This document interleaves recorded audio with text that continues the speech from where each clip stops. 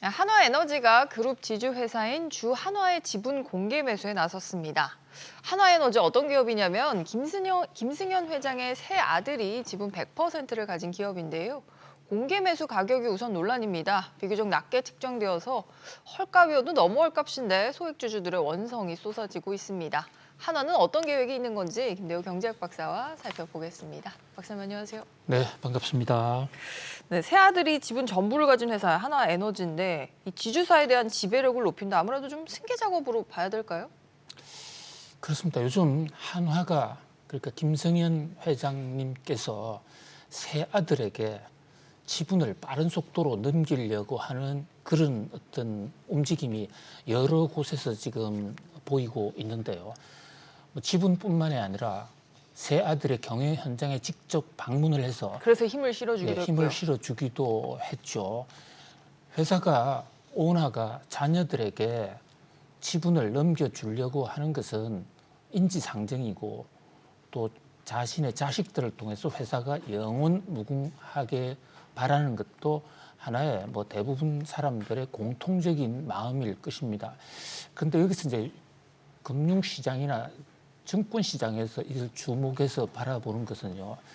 만에 하나 이 지분 승계 과정이 상속 증여세를 어떤 줄이기 위한 그런 움직임으로 빚어진다면 그것이 어떤 사회 정의에 맞지 않을 수가 있다. 이런 대목. 그다음에 또 이 자녀들에게 상속 증여를 하는 과정에서 회사의 가치를 의도적으로 어떤 회사는 유리하게 하고 어떤 회사는 불리하게 하는 과정에서 그러니까 새 형제하고 줄을 쓴 사람들은 도움을 받겠지만 줄을 쓰지 않은 사람들은 주식 투자에서 큰 손실을 당할 수 있거든요. 그래서 혹시 이런 하나가 지금 그렇다라고 단정을 하는 것이 아니라 그런 의혹이 혹시 있는 거 아니냐라는 어떤 게 이제 경제 단체를 중심으로 꾸준히 제기가 되고 있습니다. 그러니까 상속증여세를 축소하는지 회사 가치를 제대로 산정하는지 이걸 좀 봐야 된다. 예, 그 대표적인 예가요. 삼성의 이재용 회장님 같은 경우에도 에버랜드를 통해서 전환사채를 통해서 일부 이제 상속을 했는데 그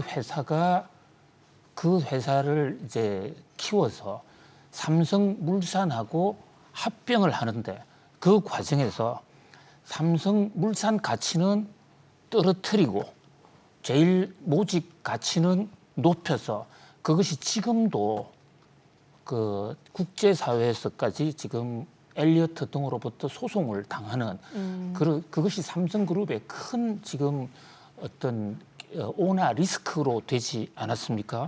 자, 그런 차원에서 볼 때 우선 지금 공개 매수를 하겠다는 한화에너지가 뭐 하는 회사냐? 이거 시장에서 너무 헷갈립니다. 저도 학교에서 기업 분석 이런 것을 학생들에게 여러 번 10여 년 이상 가르쳤는데요. 과거에도 한국 하나그룹의 한화에너지라는 회사가 여러 개 있었더랬어요. 그런데 회사를 자꾸 흡수 합병하다 보니까 어느 회사가 어느 회사인지 아무도 알 수 없는 그런 어떤 굉장히 헷갈리는 상황이 된 겁니다. 이렇게 지금의 한화에너지는 과거에 있었던 원래 경인에너지라든지 포스코에너지 이게 원래 한화에너지였어요. 요거 팔은 거거든요. 그러니까 지금 한화에너지는 하나그룹에서 세 번째로 등장하는 회사예요. 그러니까 헷갈리는 우선 요인이 되고 그다음에 이제 지금 현재 한화에너지는 태양광 산업도 하고 열병합 발전소 이런 것을 하는 회사인데 이 회사의 뿌리는 의외로 에너지하고는 전혀 관계가 없는 한화 SNC라는 회사였어요. 거긴 뭐 하는 회사예요? SNC는 컴퓨터 그러니까 산에 컴퓨터 그 망 깔아주는 회사였습니다. 그런데 이제 그 회사를 여러 가지 흡수, 합병, 분할하는 과정에서 특히 액면 분할 이런 것을 아주 절묘하게 해서 지금은 에너지 태양광과 열병합 발전소를 하는데 여기서 중요한 게 자, 이 한화에너지는 주주들이 딱 3명밖에 없어요. 김동관, 김동관 김성, 50%, 그다음에 김동은 25%, 또 김동선, 이렇게 둘째 아들, 세 아들 25% 합하면 100%거든요. 자, 이 대목에서 시중에서는 의문이 생깁니다. 지금 아들들이 사회 활동해서 돈을 벌기 시작한 지가 얼마 안 됐어요. 그런데 이 거대한 회사, 태양광이나 에너지 하는 회사의 지분을 세 아들이 주식을 독점적으로 갖고 있다. 이 돈 과연 어디서 생겼냐? 이거 제대로 상속전에서 낸 거 맞냐? 이런 문제가 생기거든요. 자, 우선 이게 원래 뿌리가 한화 SNC라고 말씀드리지 않았습니까? 네. 한화 SNC를 IT 전문 회사로 만들 때 원래 지금의 지주이사인 주식회사 한화가 주식을 66% 가지고 있는데 이것을 전에 그 큰아들인 김동관 회장에게 팝니다. 팔 때 가격이 5,100원이었어요. 근데 경제개혁연대가 검찰에 고발을 합니다. 자신들이 평가해보니까 12만 원이었다. 12만 원짜리를 5,100원에 팔았다. 그러니까 이것은 불법 행위를 했다라고 경제개혁연대는 본 것이죠. 이게 엄청나게 오랫동안 법정에서 이제 그 여러 가지 판결이 왔다 갔다 하는데 최종적으로 대법원에서 무죄 판결을 받습니다. 그래서 한화 입장에서는 우리는 무죄다. 그렇게 주장을 하지만 자, 이 법원에서 무죄라고 하는 것과 실제로 가격이 옳았냐 틀렸냐 하는 것은 또 다른 문제일 수가 있다. 이게 경제개혁연대의 주장은 검찰이 기소를 잘 못하면 무죄가 될 수도 있는 것이다라는 그런 법정 현실에 비추어 봤을 때 한쪽에서 12만 원 평가가 되는 것을 5,100원에 팔았다. 뭐 이 대목은 재수사가 필요한 것이 아닌가라고 주장하는 측도 있어요. 그러나 이 대목은 뭐 일단 법정에서는 무죄로 판결이 났기 때문에 왈가왈부하기는 좀 어려운 대목입니다. 자, 그다음에 김동원 둘째 아들이죠. 김동선 이분들은 김승현 회장이 보유하고 있던 한화 SNC 주식을 33%를 물려줬어요. 물려줬는데 이제 이 대목에 대해서도 여러 가지 설왕설래가 있었죠. 그런데 그때 이 주식을 물려줬다 하더라도 이 주식만으로는 현재 한화에너지를 세 형제가 100% 보유할 세 형제 합하면 100% 그렇게 그 금액이 안 되거든요. 안 되는데 이게 어떻게 갑자기 늘어났느냐? 자, 이 대목은 그 후로 유상증자를 2번 하죠. 그 다음에 H솔루션과 SNC로 분할을 했다가 그것을 한화 시스템으로 만들었다가 한화 에너지로 만들었다가 제가요. 상당히 복잡하네요. 이게 박사님. 너무 복잡해서 연구실에 큰 표를 갖다 놓고 한화의 SNC로부터 시작되는 김승현 회장의 아들한테 돈 물려주는 해석을 큰 그림으로 그려놨는데 그게 꽉 찼어요.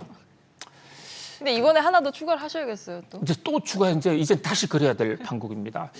자, 이제 그러기 때문에 세간에서는 뭐 이 의혹 수준이지만은 아니 한화가 자녀들에게 물려주는 건 좋지만 뭔가 또 가격을 좀 이상하게 좀 변형시키는 거 아닌가라는 그런 의혹이 있는 차에 이번에는 주식회사 한화 주식을 공개 매수하는 이것도 상당히 이례적인 어떤 카드를 꺼냈습니다. 자기 아들 세 사람이 주식을 100% 갖고 있는 한화에너지가 주식회사 한화, 주식회사 하나는 한화의 지주회사거든요. 지주회사죠. 네. 바로 이 대목에서 승계 얘기가 나오는 겁니다. 아들한테 승계를 하려면 한화에너지가 아니고 한화의 주식을 갖고 있어요. 주식회사 한화의 주식을 갖고 있어야 되는데 자, 컴퓨터 CG 표에 보시면요. 현재 아들들은 자, 김동관 회장 4.9%, 김동원 회장 2.1%, 김동선 회장 2.1% 이렇게밖에 주식을 안 갖고 있는 겁니다. 안 갖고 있는 그러니까 한화에너지는 100%를 갖고 있는데 지주회사 장악을 못 하고 있어요. 그러니까 아들한테 바로 넘겨주기 위해서는 아버지가 보유하고 있는 22.6%의 주식을 주면 돼요. 근데 세금을 내야 되는 문제가 있는 거죠. 네. 자, 그 대목 때문에 이제 거꾸로 우회해서 한화에너지 아래쪽 오른쪽에 있는 한화에너지가 세 자녀가 100% 갖고 있으니까 그 자녀가 주식회사 한화 주식을 계속 사 들어갔단 말이죠. 근데 이번에 공개 매수까지 해서 또 사는 거예요. 아, 우회적으로 한화의 지분을 늘리는 거군요, 삼형제가. 그렇습니다. 하나에너지가 주식회사 하나를 장악하면 자기 아들들이 갖고 있는 하나에너지가 하나의 대주주가 될 것이고 그렇다면 결국은 이제 승계가 되는 것인데 그 과정에서 어떤 상속세나 정여세 부담을 결정적으로 줄일 수 있다 이런데 뭐 그것도 합법적인 겁니다. 그런데 이제 문제는 이 대목에서 투자자들이 분개하고 분노하는 것은 지금 주식회사 한화라는 회사의 주가를 김성현 회장이 의도적으로 주가를 떨어뜨려 온 거 아니냐 그런 의혹이 있어요. 자, 주식회사 하나가 좀 될 만하면 알짜배기 회사를 계속 분할을 해왔습니다. 쪼개기를 해버렸단 말이죠.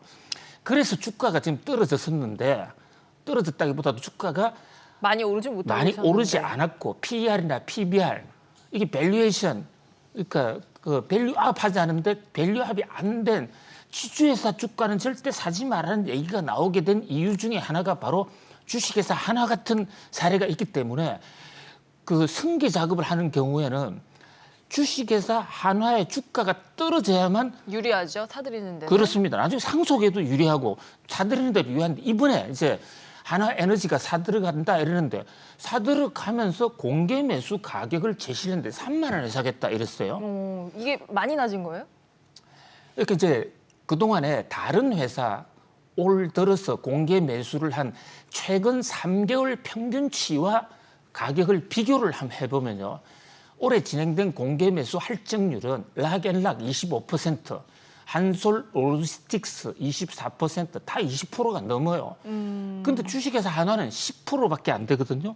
거기다가 투자자들이 이제 흥분하는 것은 그러니까 할증률이라는 게 높아져야 그 공개 매수 가격이 높아지나 봐요. 그렇죠. 최근 3개월 평균치보다도 더 많이 줘야. 왜냐하면 공개 매수는 시장에서 사는 것이 아니라 하나의 사적 거래거든요. 사적 거래니까 그것을 그 이제 정권 시장에서 사는 게 아니라 내가 장 외에서. 돈을 더 줘야만 사람들이 나오지 않겠습니까? 그래서 이제 일반적인 시장의 할증률보다도 반도 안 된다 이런 얘기가 있는 거 그것도 문제지만 또 하나 문제는 이 투자자들은 그동안의 주식회사 한화의 다른 사업이 잘 되면 그 이익이 지주회사로 돌아올 거로 믿고 장기 투자를 해왔었는데 10년을 버텼는데 여기서 3만 원 내놓으라? 이거는 말이 안 된다. 이런 주장이 나오고 있는 것이죠. 이렇게 물론 뭐 그동안에 이런 행위들이 쭉 아들에게 상속하기 위한 승계하기 위한 과정들에 법적 하자가 있다 없다 이것을 주장하는 게 아닙니다. 그런 것을 논하기 이전에 현재까지 뭐 법적으로 하자가 드러난 게 없기 때문에 탈법이다 위법이다 할 수는 없겠지만 투자자들 보기에는 아들 승계하느라고 투자자들한테 우리 돈을 뺏어가는 것이 아닌가. 너무 노골적인 거 아니냐 이렇게 말을 하는 네, 거고. 그런 이제 어떤 감정, 그런 오해가 제기가 되고 있는 것이죠. 할증률이라는 게 이 상법상 딱히 뭐 규정된 바는 없나 봐요. 주는 만큼 주는 건가 봐요. 그렇습니다. 그러니까 뭐 주는 만큼 주는 거니까 투자자들 입장에서는 지금 현재 한화에너지 주가가 거의 3만 원에 그 육박을 하고 있어요. 한화의 주가가. 한화의 주가가요. 그리고 한화의 실제 내재 가치를 보면 3만 원이 더 넘을 텐데 그 지금 3만 원에 넘기라는 것은 결국 아들 3명에게 쌍값으로 넘기겠다는 거 아니냐. 박세웅 주주들이 3만 원에 안 팔면 뭐 더 가격을 올리지 않을까요? 올릴 수도 있지만 일단 한화는 가격은 절대 더 안 올리겠다. 아, 모여지는 있지 않습니까? 것만큼만 사겠다. 그리고 이제 또 하나 저 주식회사 한화의 주주 중에 아버지가 주주잖아요. 나서겠네요. 공개 매수에 뭐 그 나서겠네요. 대목을 우리가 함부로 네. 얘기할 수는 없지만은 하여튼 그런 문제가 있기 때문에 투자자들 입장에서는 시장에서는 이렇게 꼼수로 승계하는 거 아니냐. 그래서 지금 우리 많은 중소기업이나 대기업들이 상속 정여세가 높다. 그런데 이런 식으로 빠져나가기 때문에 상속 정여세 실제로는 부담이 안 된다. 그리고 자녀에게 승계를 하려면 한화에서 배워라. 이런 얘기까지 나오고 있는 것입니다. 참 이게 닭이 먼저냐 달걀이 먼저냐 알겠지만 세제 때문에 꼼수가 생기는 걸까요? 어떻게 봐야 될까요? 그에 대해서는 노 코멘트입니다. 그거 그 세제에 대해서는 또 정말 또 다른 중요한 이야기, 큰 이야기이기 때문에 또 시간 내서 따로 정리를 해드리도록 하겠습니다. 우선은 이번 공개 매수가 얼마나 흥행을 할지, 성공을 할지 이 부분부터 좀 지켜보시죠. 다음은 현대차그룹 소식도 좀 준비를 했는데요. 정의선 회장이 서울시와 3개월간 힘겨루기에서 완패를 했습니다. 서울 강남에 들어설 예정인 글로벌 비즈니스 콤플렉스 GBC와 관련 설계 변경안을 철회하고 결국은 새로운 안을 마련을 하기로 했습니다. 박사님, 이게 벌써 몇 번째 변경인지 저희도 이제 헷갈리는데, 원래는 105층짜리 건물 짓겠다고 했다가 55층짜리 2개 짓겠다고 했는데 이제 그것도 다시 아니라면서요. 예, 강남 한복판에 한전부지 땅이 있습니다. 서울시 강남구 삼성동인데요. 그야말로 알짜배기 땅이죠. 자, 거기에 지금 현대차 그룹이 한전부지를 산 게 10년이 다 돼갑니다. 10년이. 네. 처음에 105층짜리를 짓는다 해서 서울시에서 또 엄청나게 혜택을 줬어요. 제일 처음에는 115층을 발표를 했다가 합의할 때 105층으로 줄인 겁니다. 그 다음에 70층, 그 다음에 52층 이러다가 이거 다 철회하고 다시 상의하겠다 이래 돌아왔거든요. 현대차의 입장 물론 이해가 안 되는 바는 아닙니다. 현대차는 이 땅을 너무 비싸게 샀다. 10년 전에. 처음부터 삼성이 제시한 안보다 거의 2배 가까이 또는 무슨 5조 이상을 일각의 투자자들은 낭비했다라는 얘기까지도 지금 나오고 있는데요. 뭐 비싸게 사다 보니까 돈을 좀 줄여야 되는데 높은 건물을 짓는 것보다는 좀 낮은 건물 2개 지어서 총 평수를 맞추는 게 건설비가 훨씬 더 경제적일 공사비가요? 겁니다. 네. 그런데 문제는 그것은 기업의 자유지만 높은 청수를 짓기로 하고 용적률 혜택도 많이 받았다고요. 이 대목이 문제가 되는 겁니다. 그래서 이제 오세훈 시장이 난 절대 이거 안 하겠다. 이러니까 결국은 이제 글로벌 BC 쪼개기에 오세훈 회장은 이렇게 같은 경우 다른 계획을 세우니까 용적률 혜택이라든지 다른 혜택도 다시 상의해야 된다. 이러니까 결국 정의선 회장이 무릎을 꿇는 그런 모양새인데 그러면서도 또 단서를 달았어요. 다시 하는 건 하지만 105층으로부터의 회기는 아니야. 그러니까 절충을 하자 이런 제안으로 보여지는데 자 문제는 그 기업의 어떤 그 공신력 그러니까 정부의 용적률 또 중간에 용도 변경 이런 거에 혜택을 받아놓고 그것을 담보로 다시 설계를 변경해 버리면 그랬을 때에 그 중앙 행정이 또는 지방 행정이 마비될 수도 있는 거 아니냐. 뭐 그런 면에서 이번에 어차피 철회하기로 했으니까 서울시와 원점에서 그러니까 건물을 105층으로 짓지 않으려고 한다면 용적률과 용도 변경권도 원점에서 다시 상의해야 되는 게 맞다. 전문가들의 주장입니다. 일단 서울시 랜드마크를 하기로 했다 이렇게 줄였으니까 좀 일단 민망한 상황도 맞고요. 신뢰 문제도 있고. 아까 우리가 계속 승계 얘기를 했으니까 현대차도 사실 최대 고민은 정의선 회장 승계 작업 아닙니까? 그렇습니다. 그러니까 정의선 회장이 한화의 김동선 또 김동원, 김동관 회장보다도 훨씬 먼저 경영을 시작했어요. 그런데 정의선 회장은 현대그룹의 지분이 그렇게 많지가 않습니다. 아직도요? 예, 그러니까 김동선 형제 삼형제처럼 100%를 가지고 있는 회사도 없어요. 그렇다 보니까 정의선 회장도 승계 문제가 상당히 골치 아프고 그래서 아버지 정몽구 회장의 위독설 나올 때마다 주가가 요동을 치는데 그런 관점에서 투자자들 입장에서요. 자, 중요한 것은 지금 정의선 회장과 정몽구 회장이 갖고 있는 주식 어떤 주식을 갖고 있느냐 요것을 참고해 보면 투자에 많은 도움이 될 거예요. 뭐 거래를 하는데도 자 현재 지금 정몽구 회장은 어떤 주식을 많이 갖고 있느냐 그 표를 좀 보여주시죠. 자 정몽구 회장이 가장 많이 갖고 있는 그 주식은 현대 모비스입니다. 표가 지금 없는데요. 모비스를 7.24% 갖고 있습니다. 예, 이 표가 핵심인데. 아, 네. 근데 네. 예, 모비스 그런데 모비스가 현대차, 기아 이렇게 순환 출자를 갖고 있단 말이죠. 그런데 정몽구 회장은 모비스 지분이 별로 안 돼요. 그러다 보니까 이 승계를 할 때 아까 말씀드린 대로 한화식으로 하면 현대 모비스 주식을 어떤 형태로든지 아들이 주식을 좀 가져가야. 확보해야 되겠죠. 그런데 현재 지금 정몽구 회장은 글로비스 주식은 많거든요. 그래서 글로비스와 모비스를 합병하려고 했던 겁니다. 그런데 이것이 엘리어트의 반대로 안 됐죠. 막 그 세칸 더 다음 안이 어떻게 나올지는 두고 봐야 되겠습니다만은 자 이렇게 승계를 눈앞에 두고 있는 회사의 경우에 투자자들 입장에서는 그 지배 구조가 어떻게 변할지 그것을 아는 것이 굉장히 중요하다 이런 말씀을 드리겠습니다. 기업사 측면에서뿐만 아니라 투자적 관점에서도 기업의 어떤 출자 구조, 승계 구조 이 부분 참고를 하셔서 투자하시면 좋을 것 같네요. 알겠습니다. 오늘 저희가 준비한 소식 모두 전해드렸습니다. 박사님 오늘도 잘 들었습니다. 감사합니다. 고맙습니다.